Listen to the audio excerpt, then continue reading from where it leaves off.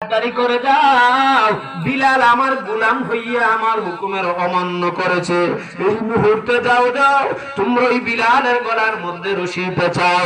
আল্লাহর নবীর সাহাবী হযরত বিলাল হাবশী রাদিয়াল্লাহু তাআলা আনহুর গলার মধ্যে রশি পেঁচাইয়া বুকের মধ্যে বিরাট বড় পাথর গুলো চাপা দিয়া দিয়া বিলালের রশি ধরে টান দেয়।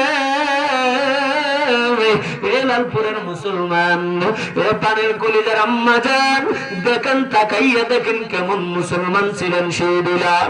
বিলালের রশি ধরে টান দেয় বেঈমান। এক পর্যায়ে বিলালের জিহ্বা বের হয়ে যাবে, জান বের হয়ে যাবে। উমাইয়া কানে কানে মুখ লাগাইয়া বলে, রে বিলাল, এই মুহূর্তে হয়তো তুই বিলাল আর বাঁচতে পারবে না, কালেমাটা সরিয়ে দে। বিলাল বলে, না না না, কালেমা সরতে পারি না। আল্লাহু আহাদ, আল্লাহু আহাদ, আল্লাহু আহাদ, রে বলে আল্লাহু আকবার। বিলাল রাদিয়াল্লাহু তাআলা আনহু বলেন, না না না, আমি কালেমা গ্রহণ করে নিয়েছি। আমার আল্লাহ এক, আমার আল্লাহ এক, আমার আল্লাহ এক, যেরকম আল্লাহু আকবার। আমার আল্লাহ এক। তুমি আমাকে মরণের ভয় দেখিয়ে কোনো লাভ নেই, প্রয়োজনে জীবন যায় যাবে, তারপর আমি বেঈমান হয়ে মরতে চাই না। লালপুরের মুসলমান গো, এই বিলালের কষ্ট দেখে দেখে শুধু তা নয়, আল্লাহর নবী বলেন ওই বিলাল পরিপূর্ণ ঈমানদার হওয়ার জন্য কেমন মর্তবা আল্লাহ বাড়ায় দিলেন। আল্লাহর নবীর সাহাবী বিলাল রাদিয়াল্লাহু তাআলা আনহু পরিপূর্ণ ইসলামের মধ্যে দাখিল হওয়ার জন্য আল্লাহ তাআলা কেমন পরিমাণ তার দাম আর সম্মান বাড়ায় দিলেন। আল্লাহর নবী, দয়ার নবী, রহমতের নবী যখন মেরাজের জন্য গেলেন, মেরাজ শরীফে যাওয়ার পর আল্লাহর নবী, দয়ার নবী শুনতে পান কে জানি পায়ে হাঁটতেছে, পায়ের হাতের তালুর আওয়াজগুলো শোনা যাচ্ছে। আল্লাহর নবী ডাক দিয়ে বলে, জিবরাইল, আমি কার জানি কেমন একটা আওয়াজ শুনতেছি। বিলাল হাবশী রাদিয়াল্লাহু তাআলা আনহুর সেই হাঁটার তালিগুলো আল্লাহ জান্নাতে কেমন আওয়াজ উঠায় দিলেন।